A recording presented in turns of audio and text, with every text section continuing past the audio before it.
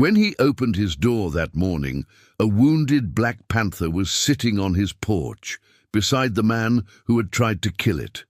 But what terrified him most was that the panther hadn't come for revenge.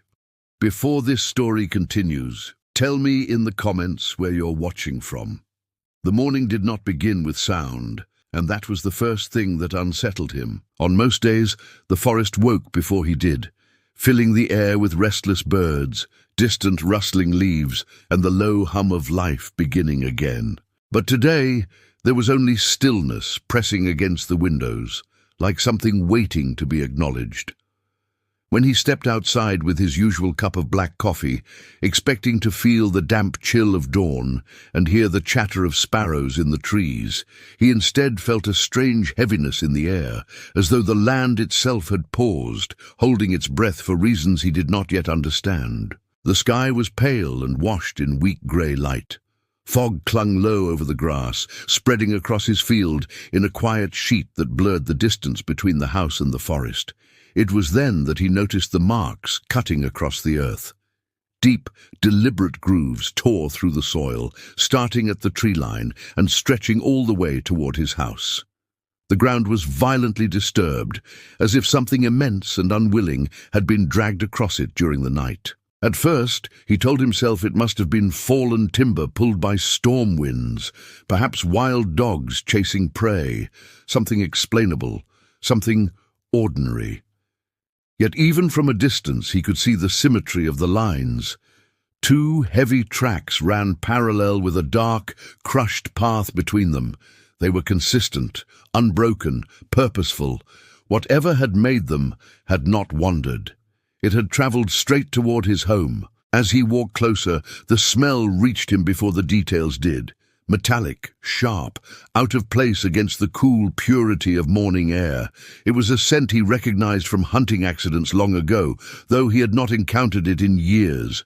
His heart did not begin to race. Instead, it slowed, each beat heavier than the last. This was not the aftermath of chaos. It was controlled movement. Something powerful had passed through here without panic, dragging its burden directly toward his porch, as though guided by intention rather than instinct. Each step revealed more clarity. Grass bent in a single direction, mud compressed deeply where weight had shifted forward. And then he saw them, impressions in the soil that forced him to stop walking altogether. Claw marks, large ones, pressed into the earth with terrifying precision, larger than any he had ever seen up close. Suddenly, the silence made sense. Animals fall quiet when something greater walks among them. The forest had known long before he did that a predator had moved through its shadows during the night. He followed the tracks slowly, almost against his will, feeling dread and fascination twist together inside him. The drag marks continued uninterrupted until they reached the wooden steps of his porch. They did not stop there. They curved slightly to the right, ending beside the railing where something large now lay, partially obscured by the thinning fog. And that was when he saw it. Not the shape on the ground. Not at first. The presence beside it. Sitting only a few feet from his door was a black panther. Its body was motionless, yet unmistakably alive. The animal's coat absorbed the grey light rather than reflecting it, making it appear less like flesh and more like a living shadow carved from darkness itself. Muscles rested beneath sleek fur, powerful even in stillness. Its tail wrapped loosely around its paws. Its chest rose and fell in slow, measured breaths. It looked as though it had been waiting.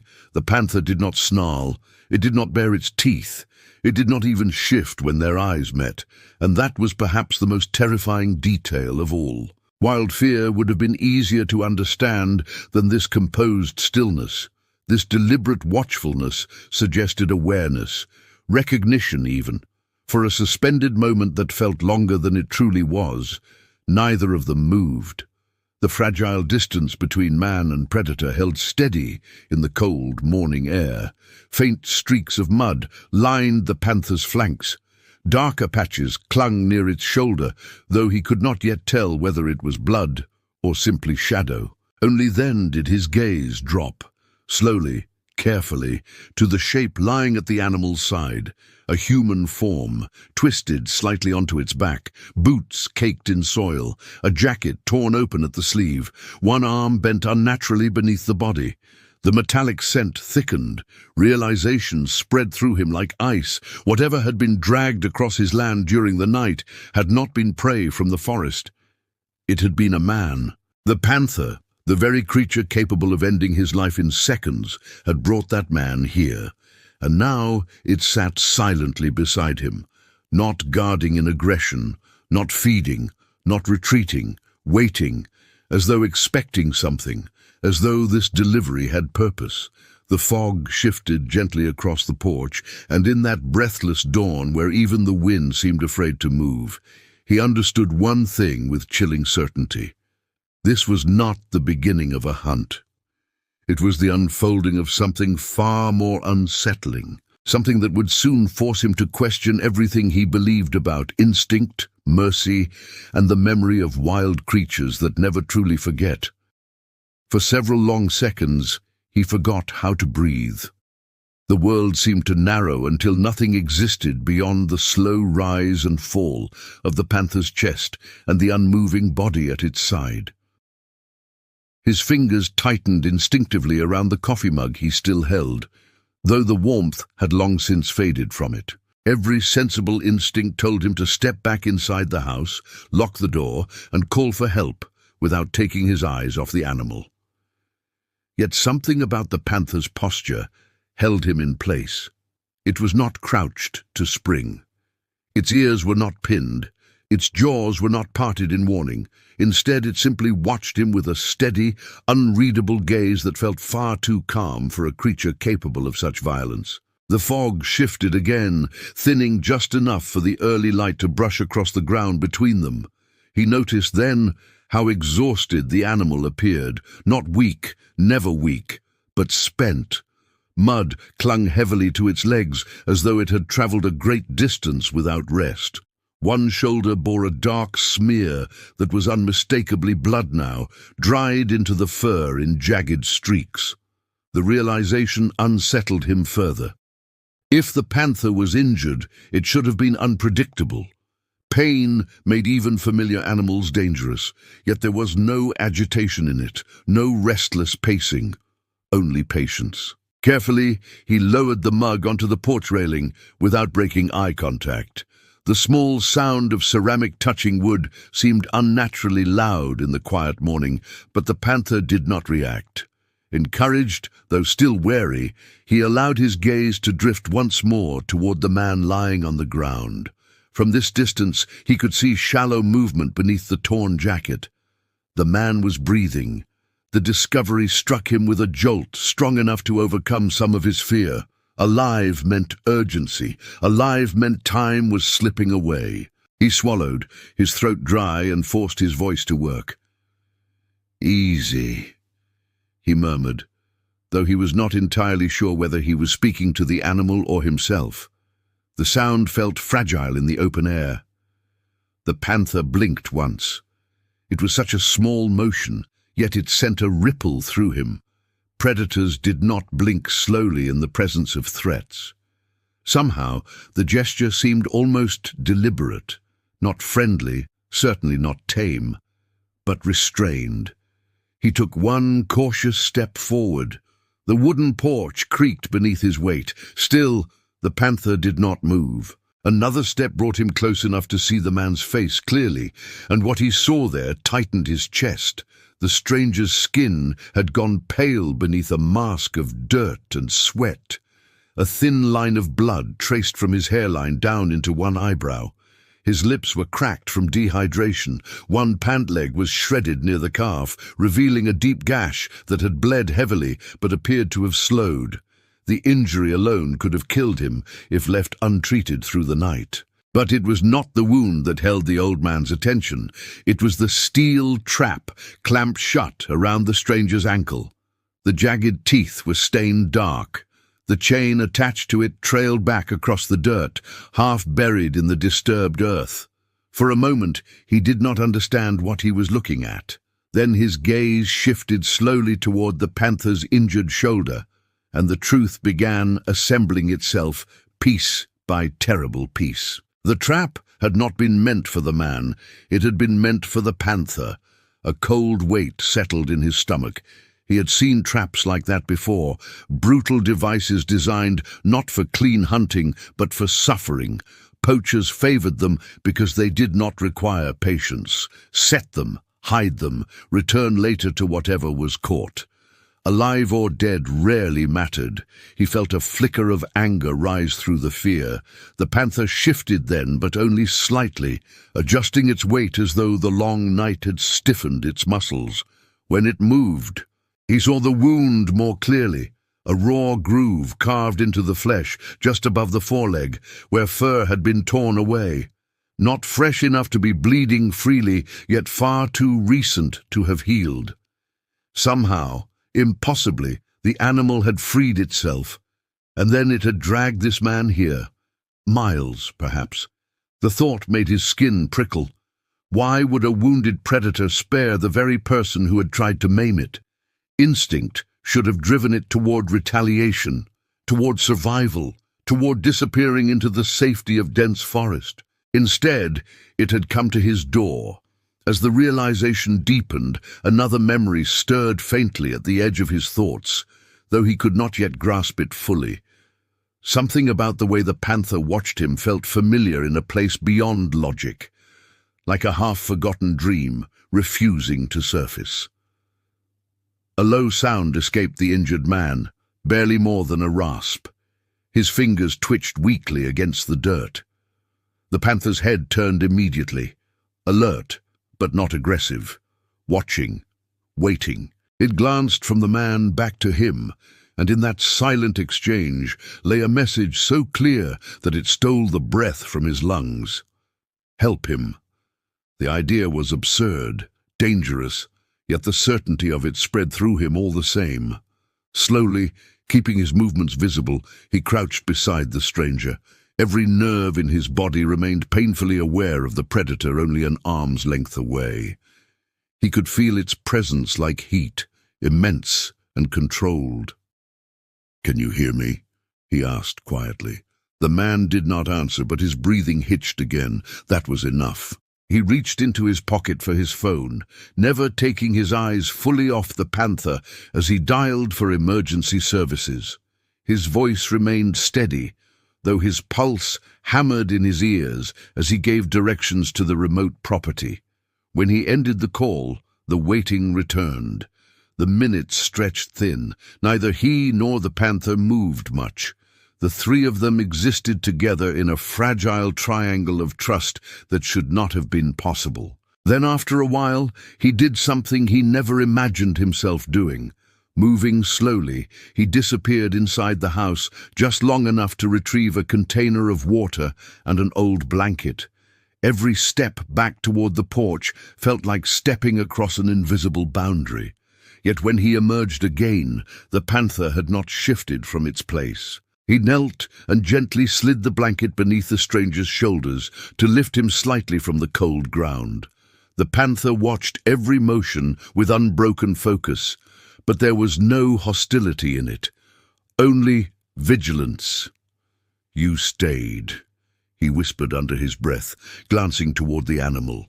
The panther's tail flicked once against the dirt, not irritation, something closer to acknowledgement. And as the distant wail of sirens finally began to drift faintly through the morning air, a single unsettling thought settled fully into his mind. This animal had not come here by chance. It had chosen him. The sirens were still far away, little more than a trembling thread woven into the quiet of the morning, yet even that distant sound seemed to alter the air around them. He noticed the panther hear it before he did. Its ears tilted slightly forward, catching the vibration long before it grew loud enough for human senses. Still, the animal did not rise. It remained beside the injured man with the same controlled patience, as if its task would not be complete until other hands took over. The old man exhaled slowly, realizing only then how rigid his body had become. Kneeling beside the stranger, he poured a small amount of water onto a cloth and dabbed it carefully against the man's cracked lips. The stranger stirred, a faint groan slipping free, but his eyes did not open. Up close, the damage was worse than he had first believed. Bruising darkened one side of the ribcage beneath the torn jacket. One shoulder looked partially dislocated. The trap still clamped the ankle mercilessly, the metal teeth embedded deep enough that dried blood had glued steel to flesh. "God, what were you doing out there?" he muttered quietly. As if in answer, his gaze drifted toward the chain trailing from the trap. It disappeared into the churned soil for several feet before ending near a broken length of branch. The branch had likely been used as leverage. Perhaps the man had tried to pry himself loose and failed, or perhaps something stronger had done it for him. His eyes lifted slowly to the panther again. The wound along its shoulder told the rest of the story. The trap must have caught it first.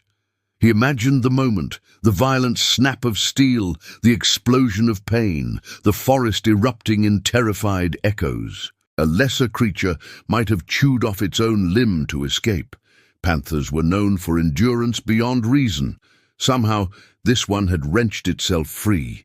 The torn flesh was proof of a battle fought alone in the darkness. But what happened next was the part his mind struggled to accept. Instead of fleeing deeper into the wilderness, the animal had tracked down the very man responsible. The poacher would have been vulnerable out there, perhaps injured by his own device, perhaps caught in panic when the predator he meant to cripple returned not as prey, but as something far more formidable. Yet there were no signs of a mauling, no shredded throat, no defensive wounds that spoke of retaliation. The panther had chosen not to kill him. The thought unsettled him more deeply than any act of violence could have. He shifted slightly, adjusting the blanket under the stranger's shoulders, when something hard pressed against his palm through the torn fabric of the man's jacket. Frowning, he reached carefully inside and pulled out a small object attached to a cord. A whistle, not unusual on its own.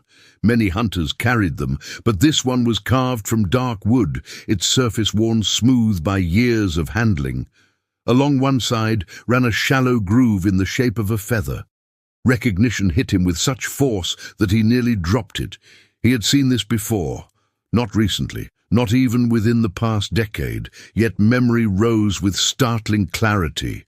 A younger version of himself standing at the edge of the forest, arguing with a man who laughed too easily about the suffering of animals. A man who believed the wilderness existed solely for those bold enough to take from it. "You'll regret setting iron in these woods," he had warned back then.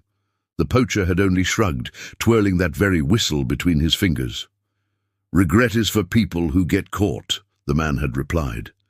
The old man looked down now at the broken figure before him, older but unmistakable despite the dirt and blood. "So, it's you," he breathed. The panther's tail brushed softly against the ground again, as though marking the quiet revelation. A faint wind moved across the field, thinning the fog further. Sunlight began to gather strength behind the clouds, spilling pale gold across the disturbed earth. With the growing light came another detail he had missed before, a second trail of marks branching off from the drag path. Lighter, narrower, paw prints. They circled the area several times. The panther had paced here, waited. He felt a tightening in his chest at the implication. The animal had not simply dropped the man and vanished. It had remained through the fading dark, through the cold hours before dawn, holding its silent vigil. A protector, not an executioner. The sirens grew louder now, bouncing faintly off the distant hills. Soon the fragile stillness would shatter beneath the rush of human urgency. Boots on gravel shouted instructions, flashing lights. Instinctively, he wondered how the panther would react when strangers flooded its chosen ground. As if sensing the shift in his thoughts, the animal finally rose. The movement was fluid despite the injury, strength rippling beneath the dark coat as it unfolded to its full height. Standing, it seemed even larger than before, a creature built not merely for survival, but for dominance. Yet there was no threat in its posture, only awareness. For a brief moment, fear returned sharp enough to steal the air from his lungs. Every story he had ever heard about wild predators reminded him that distance was safety, and here he was with barely a few steps between them. The panther took one slow step forward, then another, not toward him, toward the injured man. It lowered its great head slightly, drawing in the stranger's scent one last time, as if confirming that the fragile rhythm of breath still continued. Satisfied, it lifted its gaze to meet the old man's once more. What passed between them in that look was not something he could easily explain later. There was no tameness in those golden eyes, no surrender of wildness. But neither was there hostility, only a quiet certainty that something necessary had been completed. "You brought him here," he whispered, the truth settling fully into place at last. Behind them, the first emergency vehicle turned onto the distant dirt road, its engine rumbling faintly across the open land. The panther's ears angled toward the sound. Time was ending. The fragile intersection between wilderness and humanity could not last much longer. Yet instead of retreating immediately, the panther lingered for one final heartbeat, standing in the strengthening light with blood darkening its shoulder and mud clinging to its legs, a wounded sovereign that had chosen mercy over vengeance. And as the old man watched it, another memory stirred more urgently now, pushing closer to the surface of his mind, a memory of wire, of rain, of a pair of younger eyes blazing with fear from within a cruel snare. He felt his pulse quicken, because he was beginning to understand something impossible. This was not the first time their paths had crossed. The first emergency truck had barely rolled to a stop when the fragile spell of the morning finally broke. Gravel crunched sharply beneath heavy tires, doors flew open, and hurried footsteps scattered across the quiet yard that only minutes ago had belonged entirely to silence. Two paramedics moved quickly toward the porch with a stretcher, while a forest ranger stepped out behind them, his eyes sweeping the field with trained caution. None of them saw the panther at first. Their attention locked onto the injured man until one of the paramedics slowed abruptly, his breath catching. "Don't move," the ranger said under his breath, one arm extending slightly as instinct tightened the space between them. But the warning came too late. The panther was already turning away. It did not bolt in panic. It did not snarl at the sudden invasion. Instead, it stepped back with measured dignity, muscles rolling beneath dark fur as it retreated from the porch. The animal paused once at the edge of the yard, glancing over its shoulder just long enough for the old man to feel that same strange recognition pass between them again. Then, with two silent bounds, it slipped into the tall grass. By the time the ranger raised his binoculars, the predator had already dissolved into the tree line like smoke. No one spoke for several seconds. "What was that doing here?" one paramedic finally whispered. The old man did not answer immediately. He watched the forest a moment longer, as though expecting the shadow to reappear.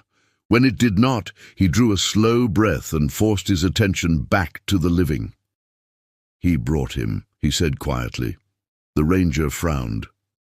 "Who brought him?" "The panther." The disbelief that crossed their faces was predictable.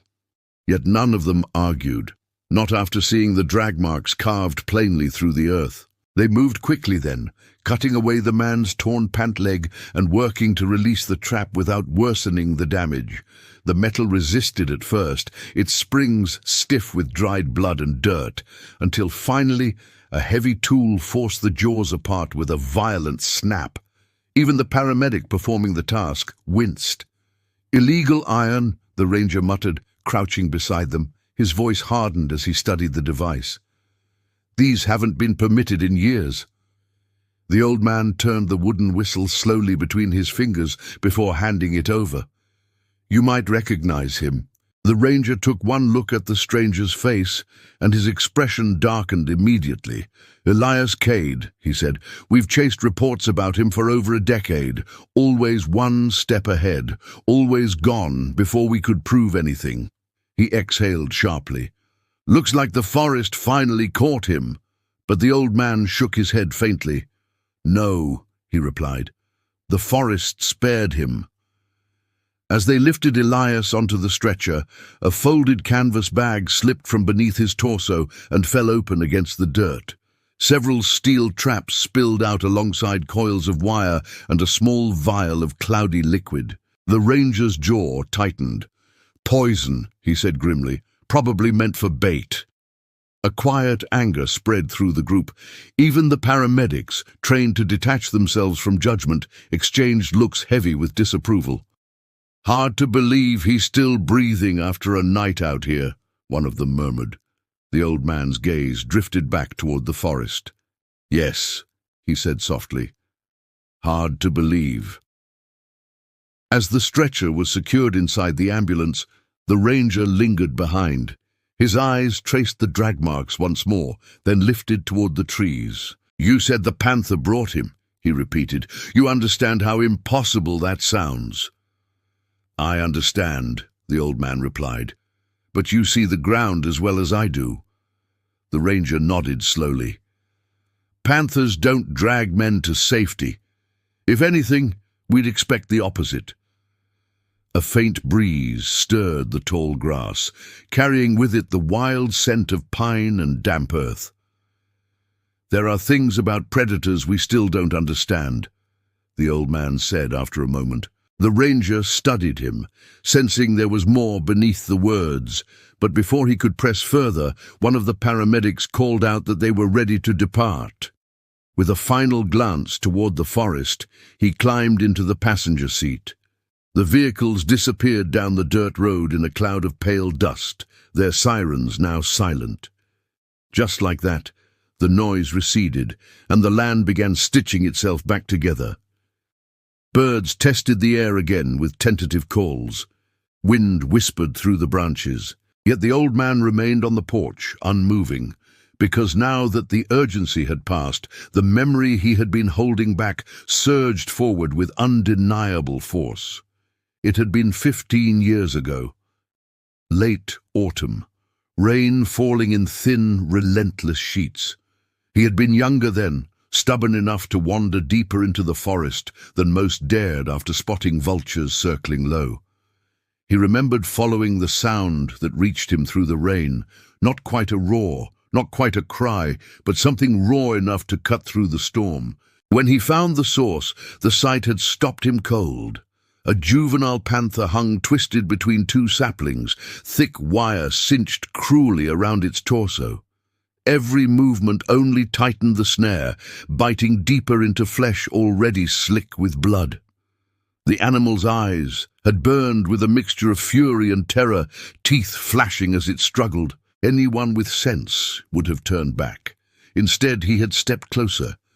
"I'm not here to hurt you," he had said then, though his voice had trembled.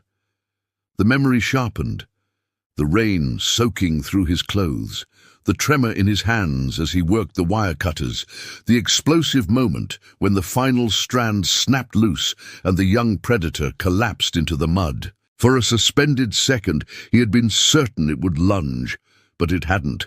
The panther had staggered upright, its sides heaving, golden eyes locking onto his face.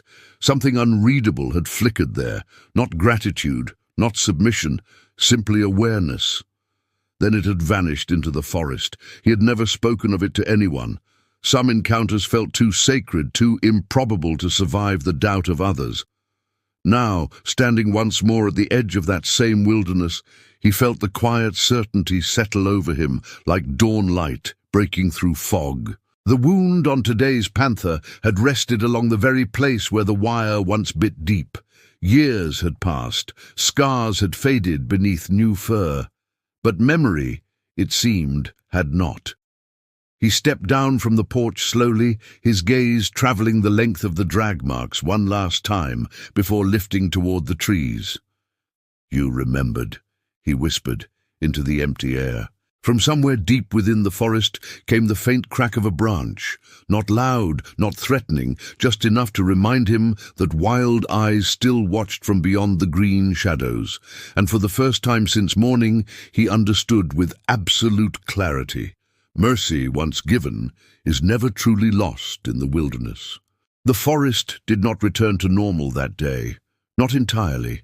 Even after the vehicles had gone and the dust settled back into the road, there remained a tension woven through the air like an invisible thread stretched too tight. Word traveled quickly in places like this. By afternoon, neighbors had driven slowly past his property under the pretense of casual curiosity, their windows lowered just enough to ask questions they were too cautious to ask directly.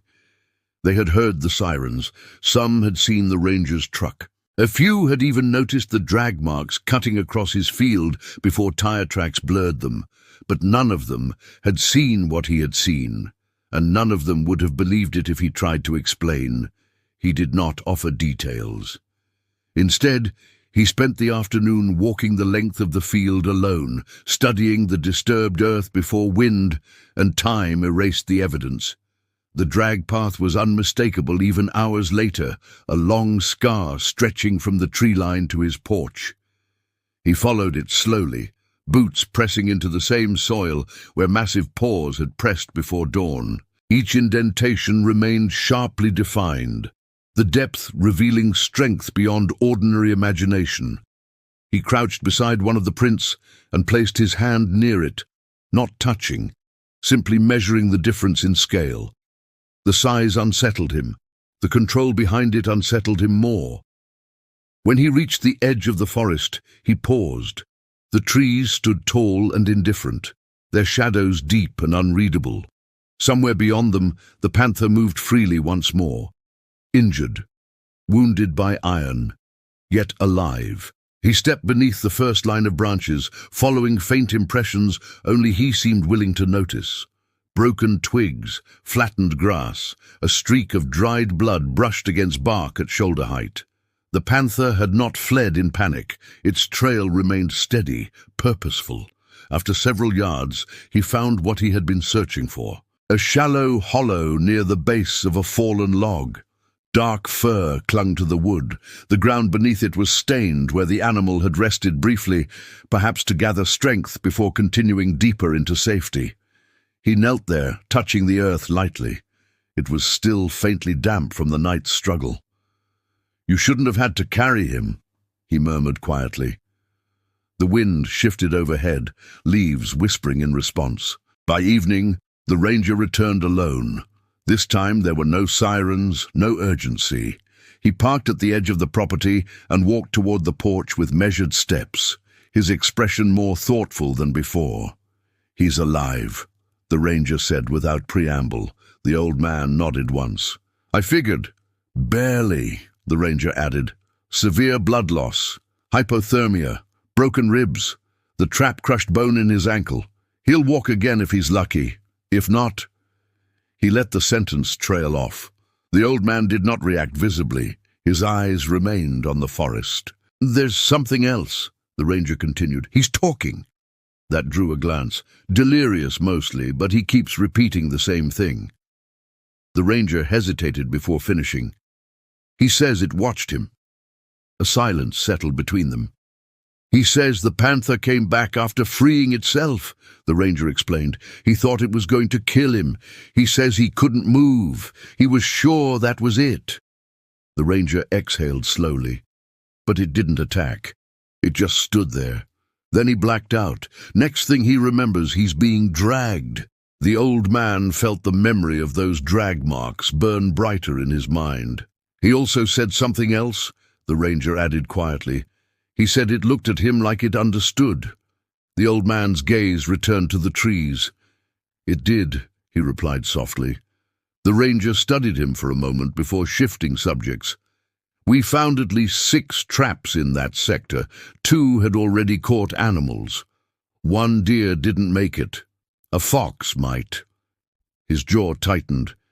"He won't be setting traps again." They stood together in the fading light as dusk began to settle across the land. Crickets cautiously reclaimed their rhythm. The sky turned deep amber before surrendering to indigo. "You think it'll come back?" the ranger asked eventually. The old man considered the question carefully. "No," he said at last. "It didn't come for me." He paused. It came because it had something to finish. The ranger nodded slowly, accepting that answer even if he did not fully understand it. After a final glance toward the forest, he turned and left. Night fell fully soon after.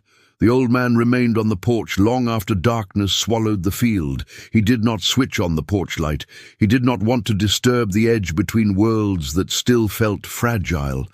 The stars emerged one by one overhead, indifferent witnesses to everything that had unfolded. Hours passed. Just as he began to consider going inside, a subtle shift in the air caught his attention. No sound of growl, no crack of branch, just presence. He felt it before he saw it. At the far edge of the field, near where moonlight met shadow, a shape moved, black against black, silent. The panther did not approach the house this time. It did not cross the field.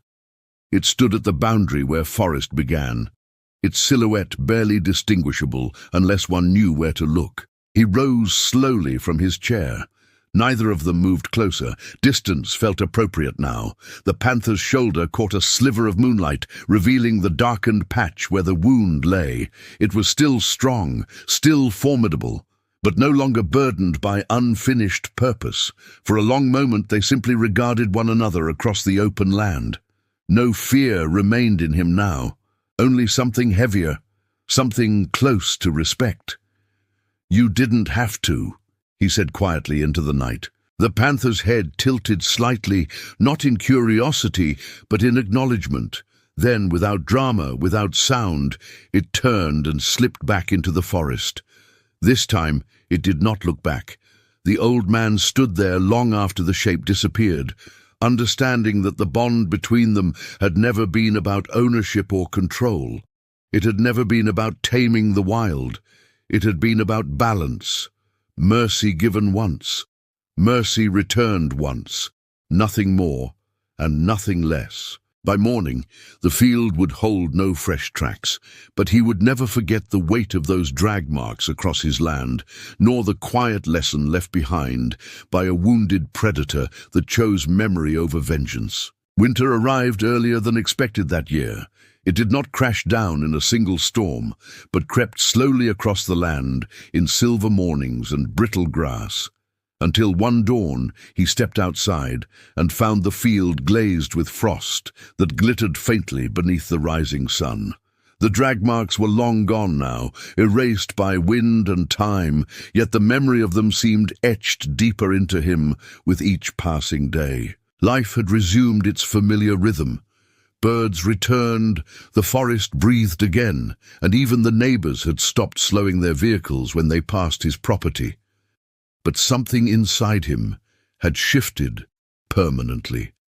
Once you have locked eyes with true wilderness and survived the encounter, ordinary quiet no longer feels quite the same. Weeks passed without sign of the panther. He told himself this was how it should be. Wild creatures were not meant to linger near human borders.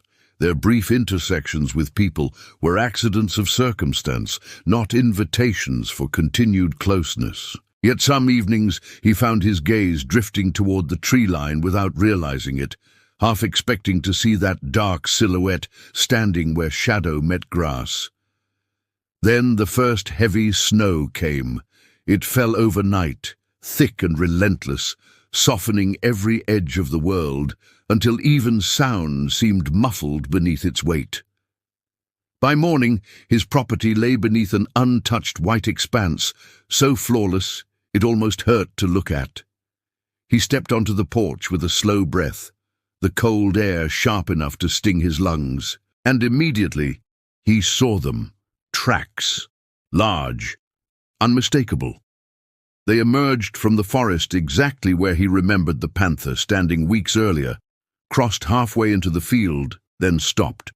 No wandering, no circling, just a quiet approach and a quiet retreat back into the trees. He stared at them for a long time. "You're still out there," he murmured. Relief surprised him. He had not realized how much he had wondered whether the injury might have taken the animal after all. Later that afternoon, the ranger called. "Thought you'd want to know," he said. "Cade survived surgery, lost the ankle. Infection nearly took him, but he pulled through." The old man listened silently. "He confessed to everything," the ranger continued. "Trap lines, poison bait, years of it. Claims he's done with that life now." A pause. "Funny thing is, he keeps asking about the panther." "Asking what?" "Asking why it didn't kill him." The old man looked out toward the snow-covered forest. "Some questions aren't meant to be answered for us," he said. The ranger gave a low hum of agreement before ending the call. That night, the temperature dropped brutally. Wind pressed against the walls, and ice formed delicate veins along the windows. He had just added another log to the fire when a sound reached him, faint, almost imagined beneath the weather. A single thud. He stilled. Another followed, not at the door, not a knock, more like something brushing the outer wall. He moved toward the window slowly and lifted the curtain just enough to see. For a moment, he saw nothing but swirling snow. Then the storm shifted, and a shape emerged. The panther stood close to the house, its dark coat powdered with white, breath visible in steady clouds. Even from inside, he could see the animal was thinner than before. Not starving, but lean in the way winter demanded of predators. The wound along its shoulder had healed into a pale seam beneath regrown fur. Yet that was not what tightened his chest. The panther was not alone. At its feet, half hidden in snow, lay a small shape trembling violently. A young deer, its hind leg bent at a terrible angle. The old man's heart pounded as understanding rushed in. He opened the door cautiously, the wind slicing through the gap as cold flooded the threshold. The panther did not retreat. It stepped aside instead, allowing him a clear view of the injured animal. "You brought it here?" he whispered. The deer's sides fluttered rapidly with shock. Blood stained the snow beneath the broken limb, not from teeth, but from what looked like a deep cut, perhaps from slipping on ice or colliding with frozen brush. The panther watched him, unmoving, not claiming the deer, not defending it, waiting. A strange, almost disbelieving breath escaped him. "You remember," he said softly. "You remember what I did for you." Carefully, he approached the trembling creature, speaking low to keep it calm, while pulling an old tarp from the shed. Every nerve remained aware of the predator standing only yards away, yet the fear that should have paralyzed him was absent now, replaced by a steady certainty. This was no hunt. Together in the bitter cold, man and panther stood over fragile life. It took effort to drag the tarp toward the barn, where warmth and shelter waited. When he finally turned back toward the field, the panther had already begun to fade into the blowing snow. It paused once, glancing back, and in that moment, beneath the storm and the whitening sky, the truth settled deeper than ever before.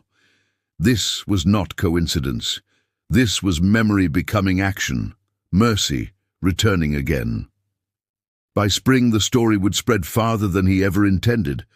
People would debate it, doubt it, try to reduce it to instinct or accident. Experts would offer explanations about learned behavior and cognitive imprinting. But standing there in the freezing dark, watching the last trace of the panther vanish into winter, he understood something far simpler. Kindness given to the wild does not tame it. It teaches it that not all humans arrive with iron in their hands.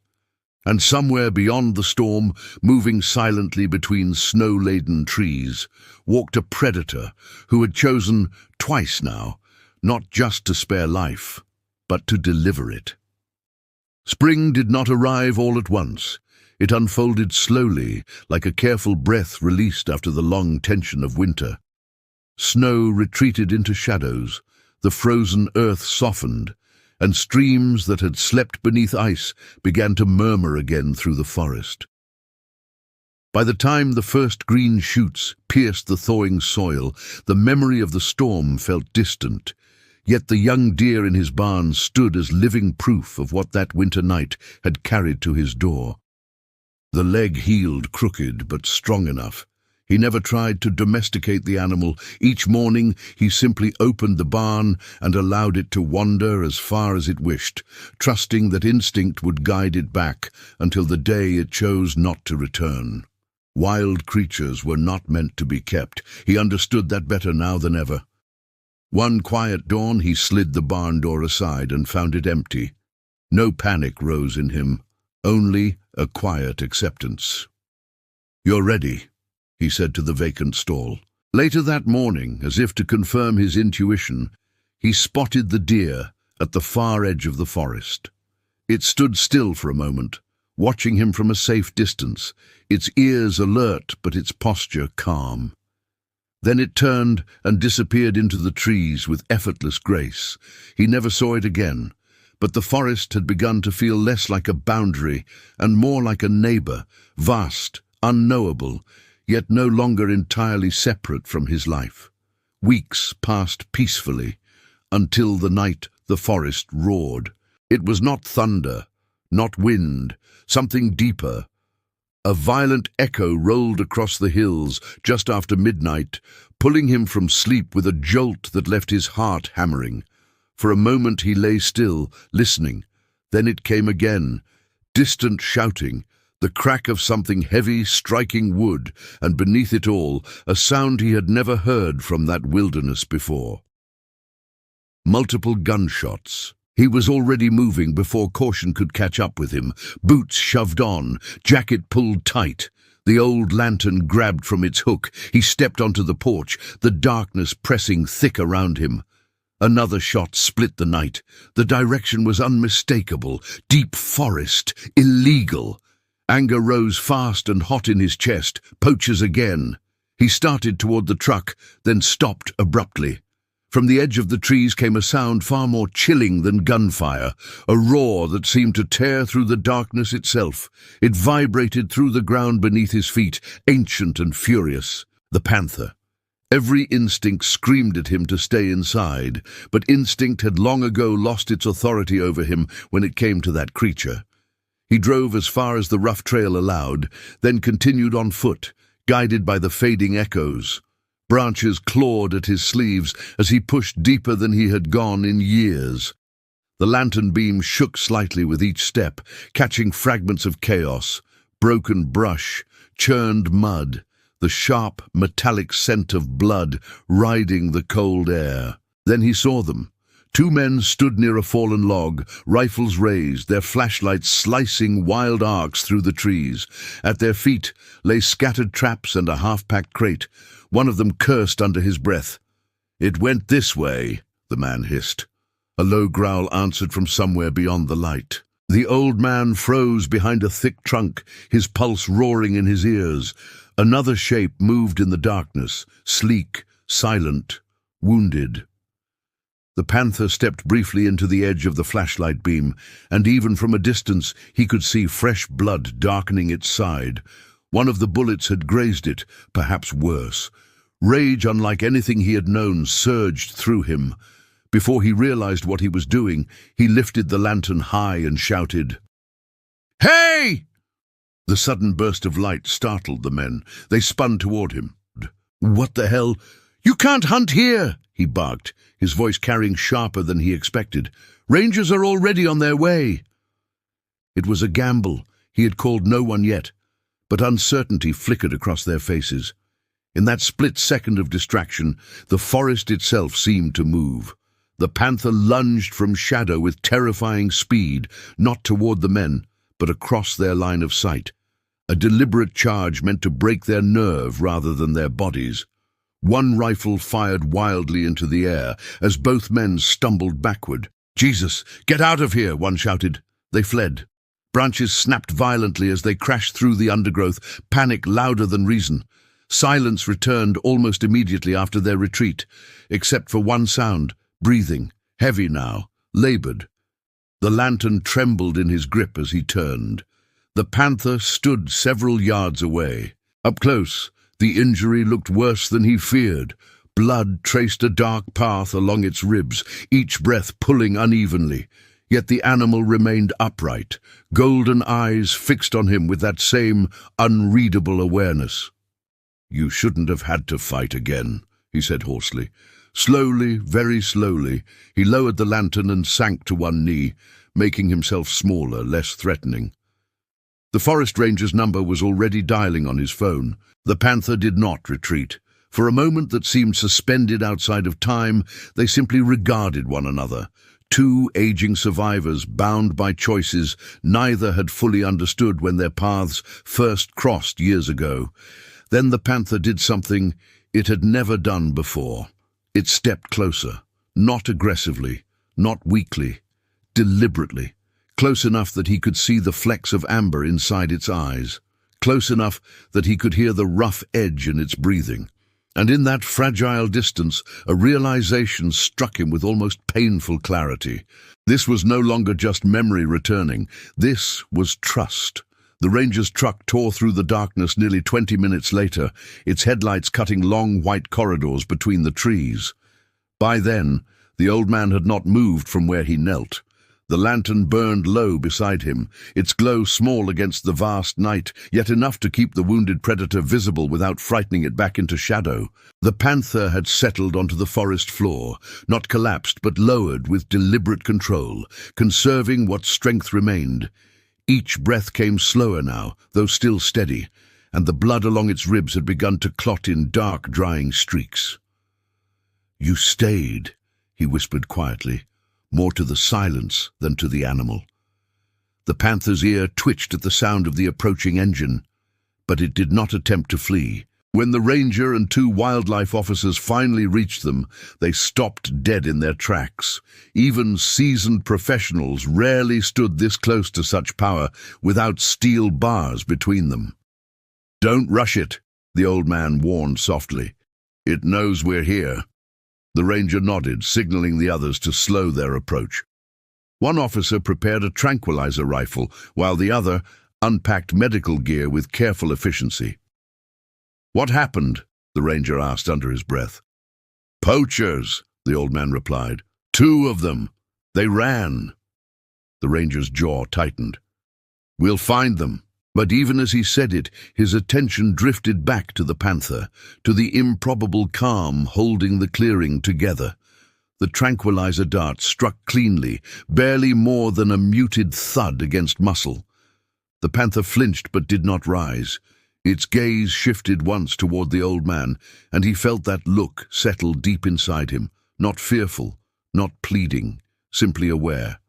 Minutes stretched thin as the sedative took hold. When at last the animal's head lowered fully onto its paws, the officers moved in. Up close, the wound revealed its severity. The bullet had carved a deep groove across the ribcage, but mercifully missed the lung. Another inch, and the night would have ended very differently. "You called just in time," one officer murmured while cleaning the injury. "Strong creature, most wouldn't have lasted this long." The old man said nothing. He only watched the slow rise and fall of the panther's flank, counting each breath without realizing he was doing it. They worked carefully, stitching what they could, administering antibiotics, and preparing a transport crate designed for animals far less legendary than the one lying before them. "Temporary relocation," the ranger explained quietly. "We'll move it to the northern reserve while it heals. Fewer roads, less human traffic." The words landed heavier than he expected.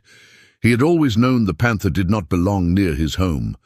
Yet the thought of the forest without that silent presence unsettled him in ways he could not easily name. As they prepared to lift the animal, something caught his eye. The panther's scar, the old one from years ago, lay faint but visible beneath the newer wound. For a moment, past and present seemed to overlap. The terrified young predator tangled in wire, and this battle-worn guardian who had carried both enemy and prey to safety rather than surrendering to instinct. "Will it remember any of this?" he asked quietly. The ranger followed his gaze. "Animals remember what matters," he said. Before the crate door closed, the old man did something he never would have imagined himself brave enough to do. He stepped forward and rested his hand briefly against the cool metal beside the panther's shoulder. Not touching the animal, only marking the space between them one final time. "You've done enough," he whispered. The truck disappeared before dawn, carrying the wounded sovereign toward distant mountains. And just like that, the forest felt larger again. Months passed. Summer warmed the hills, grass grew tall, life resumed its steady rhythm. Yet every so often he would pause in his work and glance toward the horizon, wondering whether somewhere beyond those ridges, golden eyes still moved through shadow. Then one evening, as the sun sank low and painted the field in amber light, he noticed movement near the tree line, far away, almost too far to trust. A dark shape stepped briefly into view atop a rise. Even at that distance, there was no mistaking the fluid certainty of its stride. The panther stood there only a moment, outlined by fading gold. Wind stirred its coat. The healed seam along its ribs caught the light faintly, a quiet testament to survival. It did not approach. It did not need to. Across the vast hush between them, recognition traveled easily. He felt no urge to call out, no need to step closer. Some bonds were not meant to be narrowed by distance. After a few seconds, the panther turned, paused, looked back once, then slipped beyond the ridge and vanished into the endless green. He never saw it again. Years later, when neighbors spoke of a great black predator roaming the northern forests, elusive, intelligent, rarely glimpsed, he would simply listen without correcting them, a faint smile hidden beneath his silence. Because some stories are not meant to be proven, only carried, and whenever young rangers asked him whether he believed wild animals could understand mercy, he would gaze toward the trees before answering. "Mercy," he would say slowly, "is a language older than fear. You don't speak it expecting an answer, yet sometimes, if you're very fortunate, the wilderness remembers your voice." Then he would fall quiet again, hearing in memory the soft drag across morning earth, seeing once more the shadow that chose compassion over vengeance. Some predators hunt, some protect, and once, just once, a wounded panther crossed the fragile distance between wild and human, not to take a life, but to return one.